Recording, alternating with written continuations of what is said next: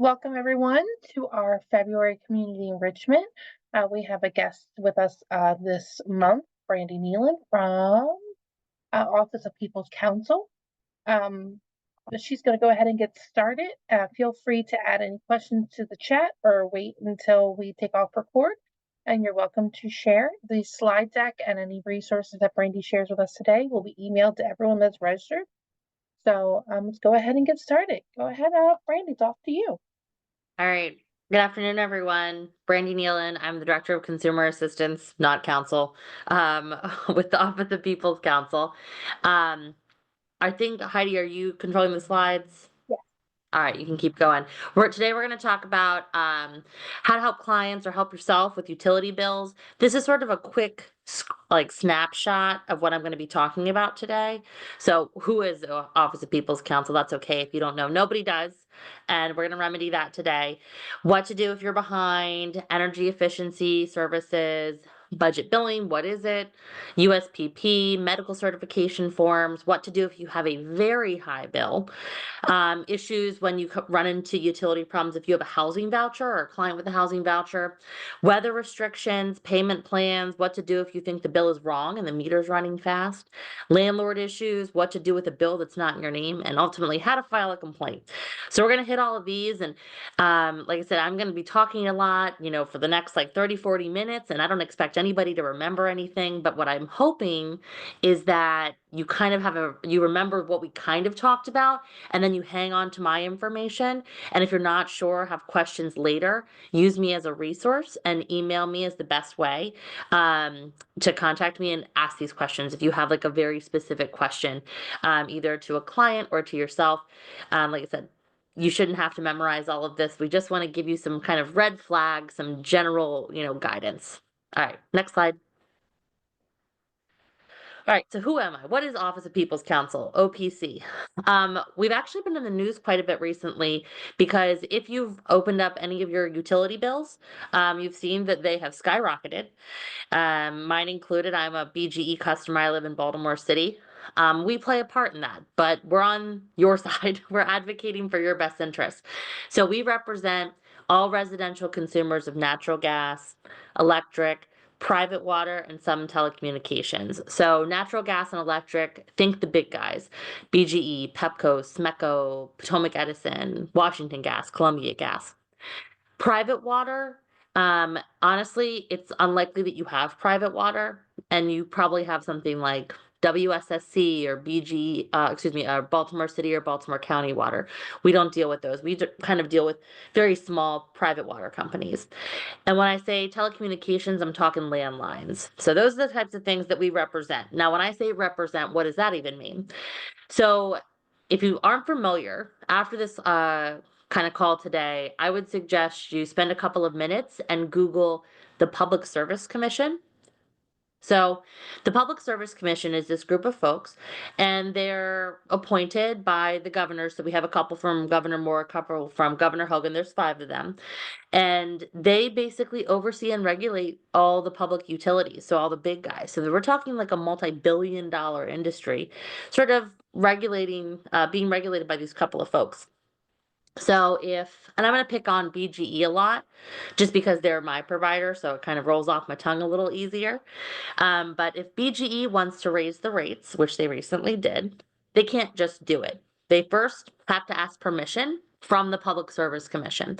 So how that looks is BGE gets their fancy lawyers and they present a case. We think we should raise the rates because X, Y, and Z. Well, then my office shows up, and ultimately we're basically your fancy lawyers.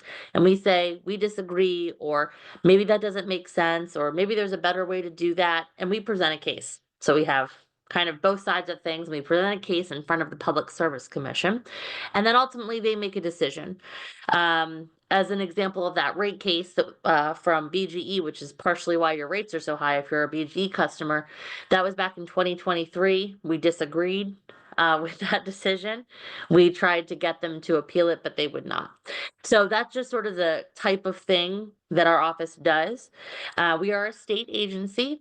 And my boss, your People's Counsel, is appointed by the Attorney General. David Lapp was appointed by Brian Frosch.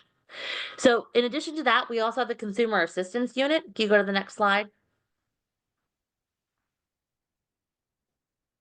This is probably where you'll most interact with our office, and it's with me.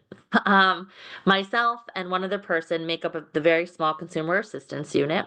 So if you have confusing or complicated utility issues, issues with third-party suppliers, need help figuring out resources or how to expedite OHEP applications, these are just some examples of reasons why you might want to reach out to us. Next slide. I never like to be negative Nancy, but I do like to be very clear about what we cannot do. We cannot get the lights turned back on. And sort of as kind of a note to that, and it seems silly to even say it, do not let the lights go off. Once the lights are off, the utility company will want the full amount due. There is no negotiation, there is no payment plan, there are no protections. It doesn't matter if that person is on oxygen. Once the lights are off, it is almost impossible to get them back on, and we do not have special powers. So, again, sounds silly, but if you take away nothing else from this, do not let the lights go off. Try and stop it before they do. We also can't just stop the lights from being shut off, and we also don't provide funding. So, like I said, we're more of here as like a support for you to kind of inform you like how it works, what your options might be. But these are the kinds of things we don't do. Next slide. All right, so we're going to jump into the presentation now. So what do you do if a client is behind on your utility bill, or if you're behind on your utility bill? There's three big steps. Next. All right, everyone's least favorite step. Call your utility. Um, I know it's no fun and it can be very scary, but the best thing you can do is tell them what's going on.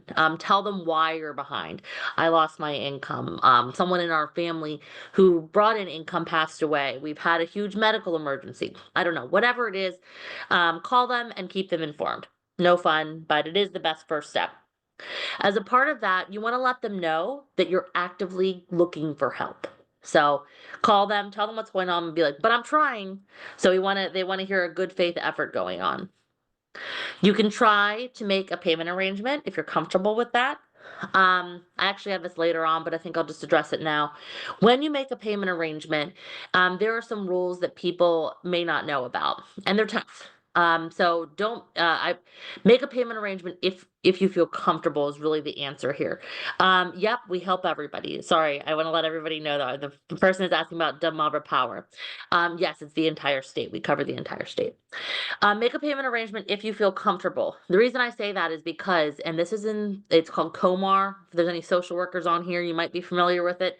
But there's a COMAR section for utilities, public utilities. And if you enter into a payment arrangement and then default on it, let's say you say, yep, next month I'm totally going to do that. And then next month rolls around and you don't, they actually don't have to offer you another payment arrangement for a year and a half. So I wouldn't I would only use that tool in the tool belt if you A, knew you can actually fulfill it, or B, as a very last option. Because if you default, you're not going to get another one, or they don't have to give you another one for a year and a half. So make a payment arrangement if it's feasible for you. Go in knowing what you're comfortable paying and don't sign up for something that you know you're not going to make. You can also ask for an extension if you have a turn off notice. Now, you can ask for it like on the phone with these folks, or if you're kind of sort of skipping step one a little bit, most times you can go on and through their portal you can request an extension, but the extensions are only 7 days. So you're not getting a huge swath of time. But if you're just looking like my check doesn't come or whatever it might be. And then lastly, tell them about any medical issues. Next slide.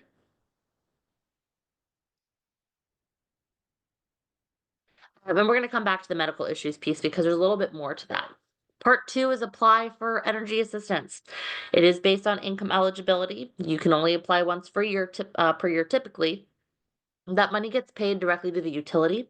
And if anyone's already applied for OHEP this year, you can tell that the grants are about a third of what they used to be. And I would just go ahead and say this is the new normal. The reason that this is happening, it's not that the funding got cut.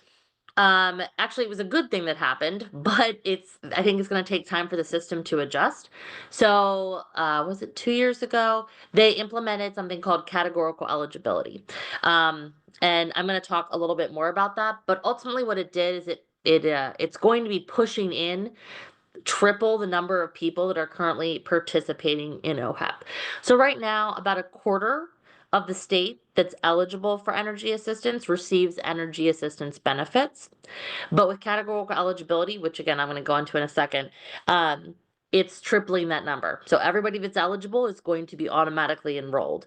So the money is still the same, but they're spreading it out over what was 100,000 people to closer to 300,000 people without a funding increase. And that's what happened. All right, next slide. These are the income eligibility guidelines. This is gross income for the last 30 days. So if you're an hourly worker, maybe, and you're close, maybe work a little less that month, or something like that. Come in a little below that. Once you apply, and let's say you're a household of one and you made $2,515. What a bummer. And you applied and they're like, nope, you're over income. You just need to wait another 30 days and reapply. So you can reapply if you're over income, but your income has changed, and still get in. Next slide. I just like this chart. It's a little depressing, but it sort of highlights sort of what I was saying. And this doesn't include all the counties. I couldn't fit them all into the sheet, but I got a bulk of them. It just demonstrates the number of people who are eligible for energy assistance versus the number of people who actually receive that energy assistance.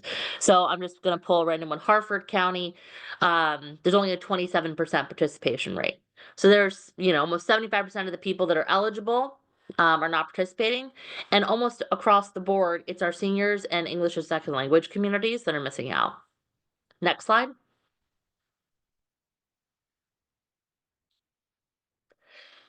If you have ever seen me talk about energy assistance anywhere, you will see this chart, and I've just officially renamed it Brandy's favorite chart. Now, when you go to energy assistance, OHEP, MEEP, it's all the same. I think we hear a lot of different names. This is the big state program. If you need help with energy assistance, this is the one, even though, like I said, the grants have been lowered, you're not going to find higher amounts of money than through this program. So when you go to OHEP, you fill out one application, but you're actually applying for 4 grants. And this is a breakdown of what those grants mean. Because and they put it on the application, and it's kind of confusing because the normal human doesn't think about this. And so these are definitions for those grants. So you apply for MEEP, which is your one-time credit to your fuel supplier. EUSP, um, no longer requires budget billing for any of us who have been kind of in the field for a while. It used to, it no longer does. Now, in theory, EUSP is supposed to be something that addresses something called energy burden. You know how they say you shouldn't pay more than, it used to be at least, a third of your cost for housing? Well, you shouldn't be paying more than 6% towards your energy bill, but obviously most of us are paying 14 up to 25% in Maryland, depending on where you live. And so this is supposed to address it. So let's say um, you wouldn't get this amount, but just for my mathing purposes, let's say you applied to the EUSP grant, you got $1,200. In the most perfect world, you would actually get $100 a month. So they would break it up and it would lower your monthly energy burden, is what they call it. But many times people apply and they have a back bill. And so it will address the back bill first. But to that point, you don't need to turn off notice to apply. You don't need to be behind to apply to these programs. So if you did, apply and not have a back bill, this would actually apply as a credit every month. Then you have ARA and GARA. Now, these are going to be your big arrearage grants. So ARA, which is for your electricity, up to $2,000, but you can only apply once every 5 years. Okay. And then GARA up to $1,000. That's your gas bill once every 5 years. Now, MEEP and EUSP every year, every single fiscal year. But those ARA and GARA once every 5 years only. Next slide. The application itself, 2 pages front and back. I like the paper application. I know it's 2025, but I would stay far away from the online application if you could. It's going to ask your basic household information, information about your landlord, if it's included in your rent, income. It's going to ask you what grants you want to apply for, and it's going to ask if you want to sign up for free energy efficiency services. So, in addition to the application, you're also going to need to include documents. Next slide. And I put this in here because I get so many questions from our case managery, social worky types when they're helping people fill this out. Who goes on this application? Any household member who's currently in the household on the day the application is signed. And then children are a little tricky sometimes, right? So if we're going to put children who move in and out of the household, you have to have one of these: a custody order, school enrollment, medical records. So unfortunately, many times I see like grandma might be taking care of child, but unfortunately, unless there's some sort of documentation that child lives there, she probably can't put the child on the application. Next slide. This is the OHEP application, and I only put the trickiest page. And I'm going to send you a PDF form of this so you can kind of type right into it if you're like helping someone fill it out or you're filling it out. You can use the computer to do it. You don't have to print it, and you can email it or print it afterwards. So the top box, I would check this one. It says, please just screen me for everything that I'm possibly eligible for. In addition to that, you're still going to have to fill out all these yellow kind of pieces that I've highlighted. You know, who is your utility company, Delmarva Power, what's your account number? But just to break it down real quick, we can see those programs that were on Brandy's favorite chart listed here. So number 6, EUSP. That's supposed to lower your energy burden, the one that in a perfect world gets split up. And then below all the yellow, it says the Electric Arrears Retirement Assistance. That's that ARA. That's that up to $2,000 grant every 5 years. And then if you go down to the heating assistance, there's that MEEP one, which is that one-time credit. And then again, below all that yellow, it talks about the gas arrears. So those are the 4 grants on one application. Many times we see people not checking these boxes because they don't know what they mean. And why would they? This is not normal language or, that people would be used to talking about and have, why would anyone know this? So my advice to everyone is check every box everywhere. Just check all the boxes, because once it goes into OHEP, even if that worker is like, man, they could really use that arrearage grant, but they didn't check the box, they are not allowed to check the box. So my suggestion, check all the boxes. There's no harm. You will get in no trouble if you're like, I'm not really sure if I have electric or gas. Just check the boxes. It doesn't matter. They will sort it. But what they can't do is check the box for you. Again, there's no turn-off notice needed. Technically, people don't even have to be behind. They just need to be income eligible. So if you are income eligible, please apply for the program. Next slide. These are the documents you'll need. There's a whole host of them. I'm actually going to send you a big list. These are like the basic documents: ID, social security cards, last utility bill. The social security cards, I know this is a bummer. There are almost no substitutions for that one. I always look at this one and I hate that because we've tried to get around it, but I always out myself and I'm not even sure where my social security card is. So this is a tough one, but this is one of those ones that they're not going to really budge on. Like you'd be like, I'll use a document, but it has to have their full social on it, and that's a hard thing to find. But I'm going to send you a full and complete list. There's also some substitutions for those who are very young and those for some of our older adults. Next. I don't know how often we're running into this, but I wanted to touch on status. So in order to receive benefits, there must be at least one U.S. citizen and qualified non-U.S. citizen in the household. So let's say mom and dad and child. Maybe child was born in the United States. Maybe mom and dad were not, and they don't have legal status. This household can still receive assistance. It will just be much less than it would be for other folks. So what will happen is that when you apply, and this is again why a paper application is great, because a human touches it, they look at it, you write notes. The child, you use their social security number, you still put mom and dad in there, and you still count mom and dad's income. They still have to put all that in. But instead of saying this is a 3-person household, they'll count it as a 1-person household. It's the child. So there are workarounds, or not workarounds, but they are allowed to apply. There will be some information about documentation in that policy when I send everything over to Heidi. Next slide. How to apply? I would not encourage you to apply online. I know it seems very old school, but I would strongly suggest that you either drop it off. Actually, that's how I'm gonna say it. I would say drop it off if you can.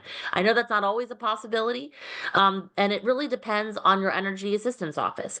Some are much better at getting things through than others, and you can just read that as those with super high populations in that area, like certain counties, like Baltimore City, Montgomery County, PG County. Those are tougher. There's a lot more people, but some of the Eastern Shore, wonderful. So it really just depends where you are, your particular office, how fast, people can get it through.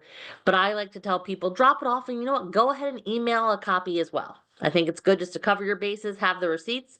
This is a clickable link and it will take you to where your local is. And then I wasn't sure how many people on here were case managers versus folks that are looking for assistance. But if you're working in, I don't know, I'm just going to pull out a county, Caroline County. Um, I would take the time to develop a relationship with that office. I know that's, again, very old school, but some of these things just still work. And get to know some people. Your applications will probably have, a better chance of getting processed faster, and you can ask for updates. Sometimes when you go to certain areas, I feel like you're dropping into a black hole and crossing your fingers, and that's a terrible feeling, especially when someone really needs the help. So this is a time to develop a relationship. Next slide. All right, so you applied, now what? Wait 2 weeks and check your status online, myohepstatus.org. Many times when I go and check, a box pops up in the middle and says, no record found. That happens a lot. But it's always a good first step in trying to figure out what might be going on with the application if you haven't physically heard anything yet. Now, if you're checking this and a month has gone by and there's no update, I would start to become concerned and I would start probably reaching out to that location. But you need to give them 2 weeks at least, and that's where I always start. Now, again, no time to wait. Don't wait around for this. If this person has an active shut-off notice and they only have a couple of weeks, they need to be going to the local OHEP office in person. Sometimes, again, depending on where you are, it's easier to get folks on the phone than others. So please, start with the phone. But if you're not having luck with the phone, there is no secret workaround. You need to go in person and talk to a human. Next slide. All right, I'm going back. This is the categorical eligibility stuff that I was talking about. So it started last year, January 1, and if you receive TDAP, SNAP, SSI, or a means tested veteran program, it's automatically going to enroll you into the energy assistance program. Now, with all of that said, it's not fully functional yet, and I'm not totally surprised. It's getting better, but if you are receiving one of these programs, you're like, hey, I wasn't automatically enrolled. I would expect in the next year or two they're going to get this down, but there's a lot of systems trying to talk and it's not there yet. This is good that this exists so we can stop having that 25% participation rate versus or versus 100 we'd like to see. But right now it's not at 100%. They've gotten some more people in, but it's not to the full breadth of where it should be. So don't rely on this yet. Now, if you have received, in the perfect world, you will have received some sort of communication from OHAP in your mail, like in physical snail mail. But again, do not wait for that. Do not be like, oh, they'll get to me. I'll be enrolled. If you need help, they need to go now. Don't count on this. It will happen, but I wouldn't count on it today. Next. All right. I know it seems like we've gone through many steps, and I guess I kind of lie when I say there's 3 steps, but there are. One, talk to your utility, right? Two is apply for energy assistance. Three, especially with the lower grant amounts, you're probably going to look for other funding. I included the fuel fund for BGE customers just because that's about 60% of the state here. But it's going to be the tried and true, going to DSS, going to nonprofits, going to churches, that kind of full-time job of looking for other funding. There is no magic wand. There is no like obvious next pot. The fuel fund, like I said, for BGE, they have them in the other counties. A lot of times they're done by the Salvation Army. I'm sure you guys are familiar with them. But this is where you're going to look for other funding. All right, next. All right. So that was steps 1, 2, and 3 if people are falling behind. Now, I know when people are in a crisis, this is not a top of mind, but I cannot stress enough to you about gas prices and the continuation of them rising. This is also technically true for the electricity prices, depending on where you are. I know the person who had pointed out, they asked if we did Delmarva, and we do. And this is true for Delmarva, Pepco, everyone's prices have risen. And I guess just a quick note on that, I really should have included a slide on this because it's so important and on top of everyone's mind. The reason your prices have gone up really kind of depends on where you live. So with BG&E, it's mostly gas, and if you look at it, it's your delivery charges, right? You're probably paying a third for supply and about 2/3 for your gas. Um, that's because they're building out gas infrastructure that really probably shouldn't have any business building out right now. And our office has been fighting against that for years. The best thing you can do is file a complaint and support. It's called the Ratepayer Protection Act. That's probably the best thing we can do in that instance. For places like Pepco, Delmarva Power, Potomac Edison, some of the electric companies, a lot of that has to do with multi-year rate cases or other rate cases, which is that stuff I talked about in the very beginning. When I say, when someone wants to raise your rates, they go to the Public Service Commission and we show up and they show up. Well, we fought against those. We did not win. The Public Service Commission set the rates at the level that they are set at. Again, it's really tough because all of these places are government monopolies. And so there are laws in place about how rates are set and what you can do. So once these rates are decided, it's very difficult or to get them rolled back, honestly.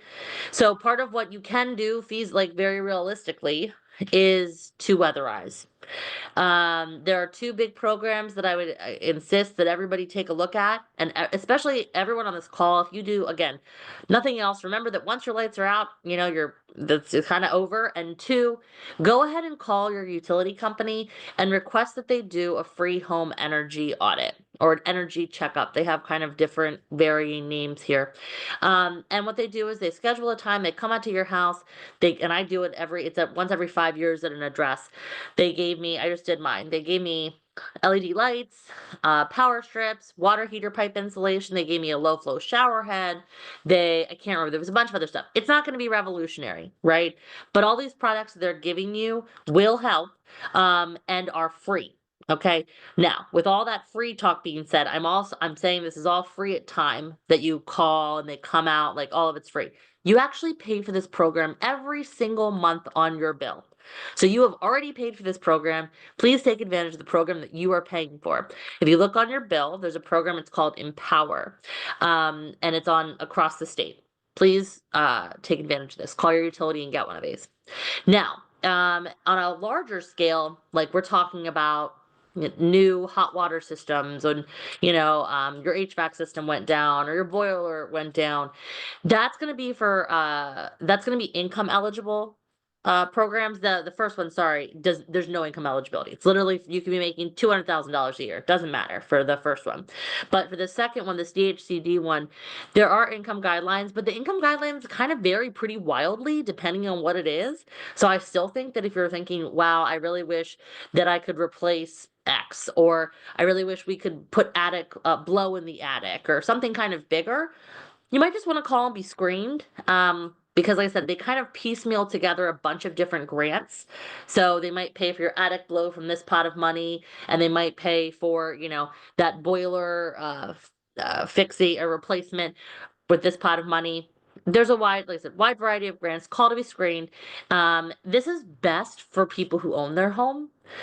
They absolutely help people who rent, but any type of updates they're going to do, if you don't own that home and you're renting, they have to go through your landlord. And your landlord has to be comfortable with someone coming in and doing like a full check. Now, in that check, as many home improvement projects go, they're going to find problems, right? So we find that many times renters are not interested in this program, and it is better suited for homeowners, but everyone is absolutely eligible.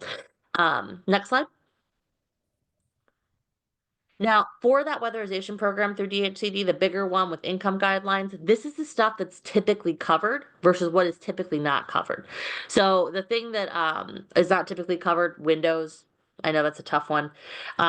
Mold, roofing or other serious structural home repairs. These will, especially the mold and roofing stuff, this will stop them from doing upgrades. If your house is kind of deemed unsuitable, they will not like invest money into upgrading things inside of it. All right, next slide.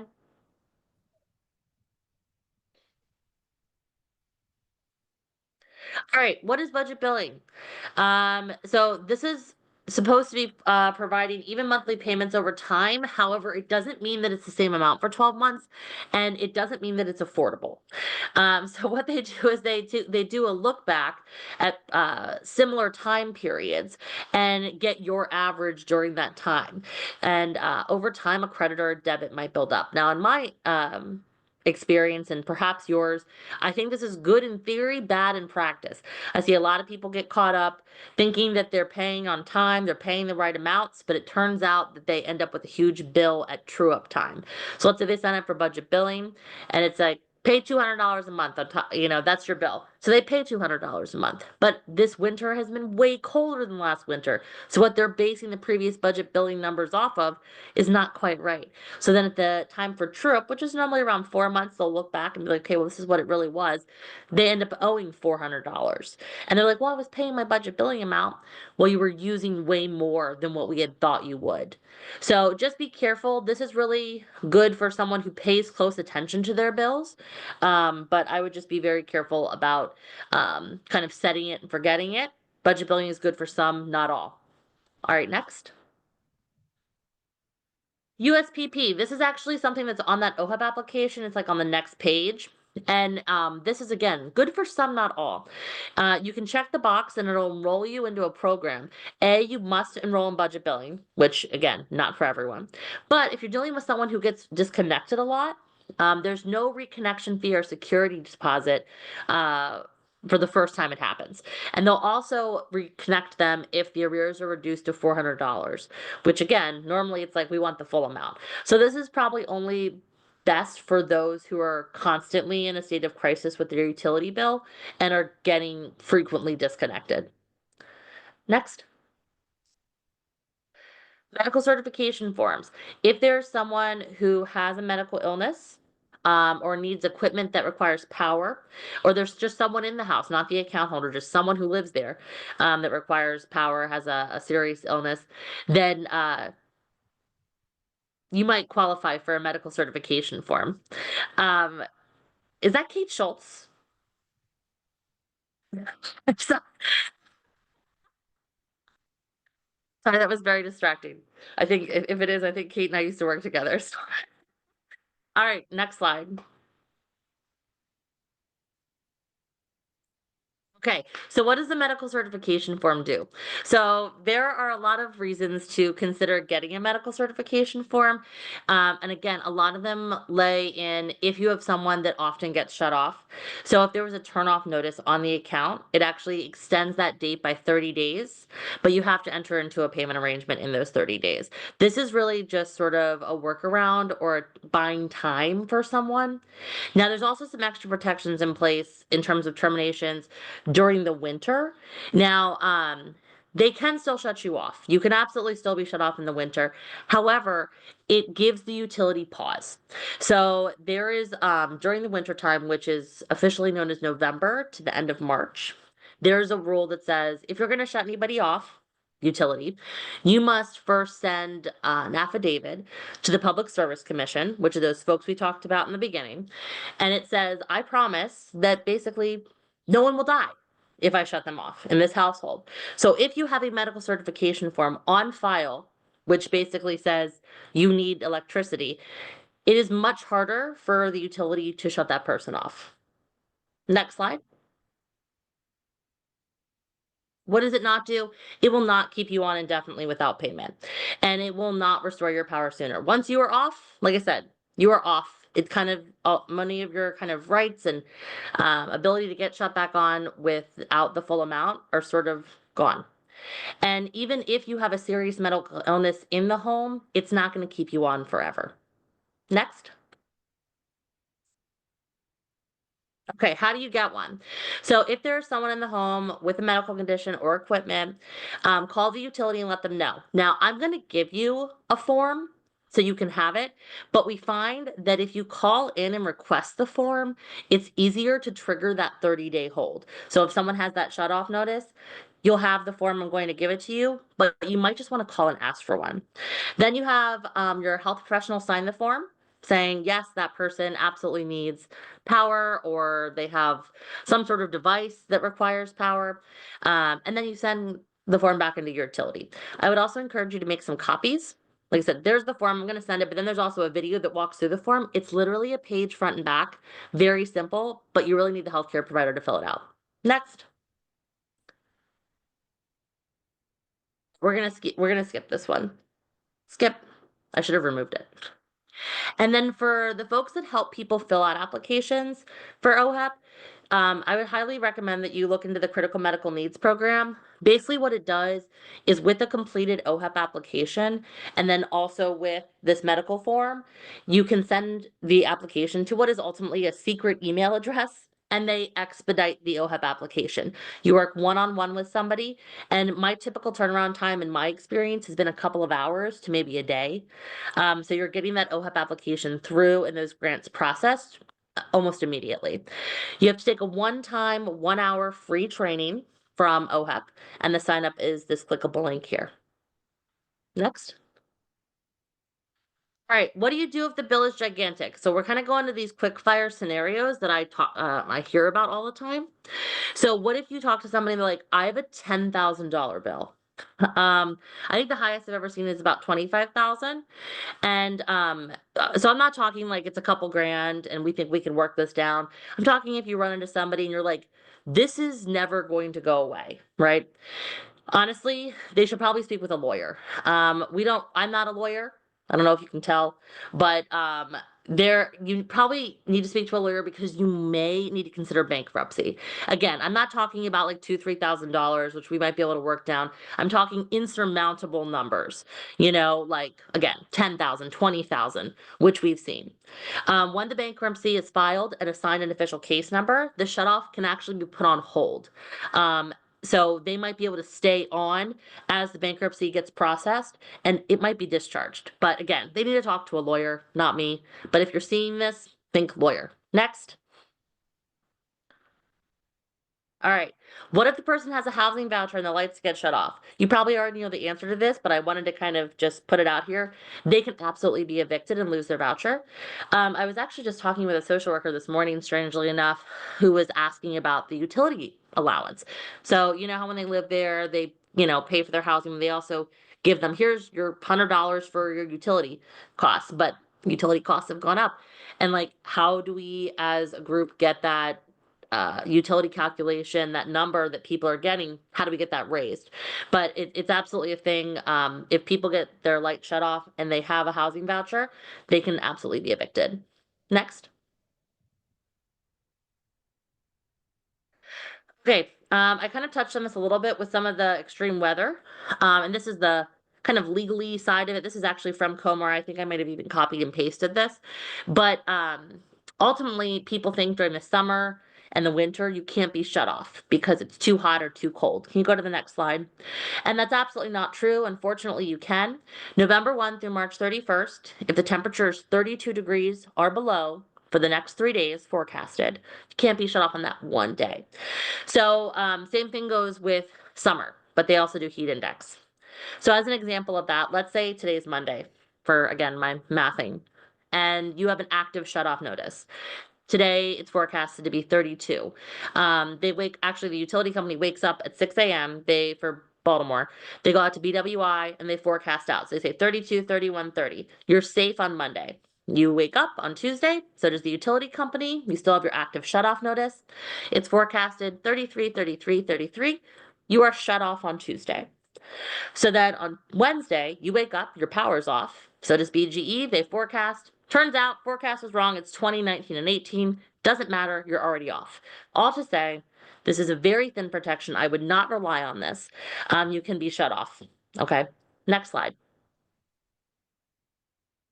Payment plan denial, we actually talked about this earlier. That's about If you default, they don't have to give you one for another 18 months. There's some other reasons, and you can read through them if you're interested, but that's the general gist. Next.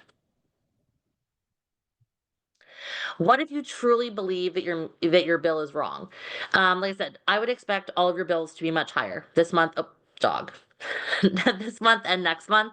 And moving forward, I would also suspect the same sort of thing will happen in the summer. But if you truly believe your meter is running too fast, that it's wrong, you can actually request something called a referee test. It's $10, but then a third party will come out, test the meter, and make sure that it's running fine.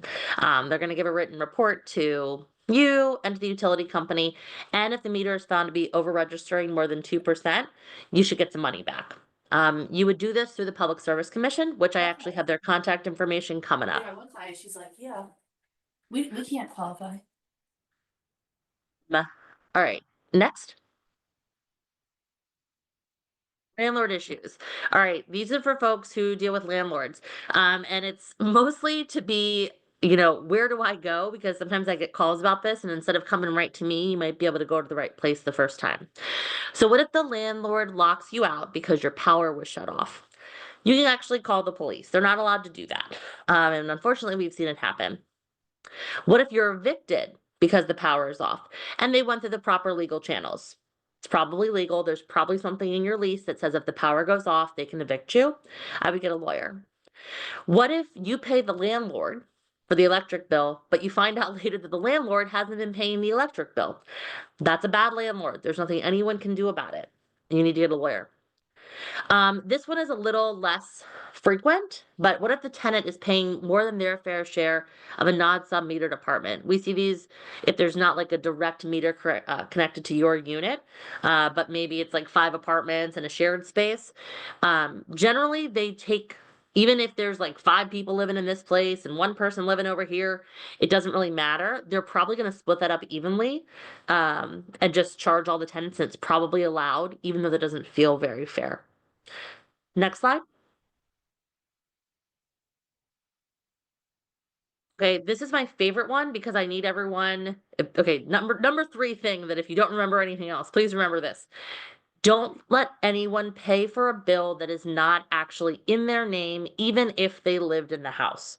So we see very often people living together, let's say boyfriend, girlfriend live together, and BGE bill is in boyfriend's name. They break up, boyfriend moves out, girlfriend is like calling into BGE. They're like, oh, well, boyfriend left behind a $2,000 bill. And they're like, would you like to take responsibility for it? Or would you like, otherwise we're going to turn you off. And ultimately, they're not allowed to do that, but we see it very frequently. In this case, that girlfriend is allowed a brand new bill. And so don't let anyone pay any bills that are not in their name. It is not their bill, ever. So if that happens, you want to file a complaint with the Public Service Commission contesting this. We've actually seen people file complaints on this and immediately get new accounts and not be held responsible for those old bills. Next slide. This is how to file a complaint. So this is the Public Service Commission's website. This is their complaint portal. This is the best way to do it. They have a phone number. I find that it's difficult to get them to take a complaint over the phone, so I would just do it through the website here. And the last slide. These are just some others, like if you're running into problems with other kinds of things that we don't cover. Third-party retail suppliers, Public Service Commission, third-party utility billing in apartments. Conservice is one that I hear about a lot. That's the Office of Attorney General's office. Propane, Office of Attorney General. And then again, there's that water, Baltimore City and WSSC, probably your local rep, like your local council person, senator, something like that. Next. And this is our contact information. I want Heidi to please share my personal contact information. That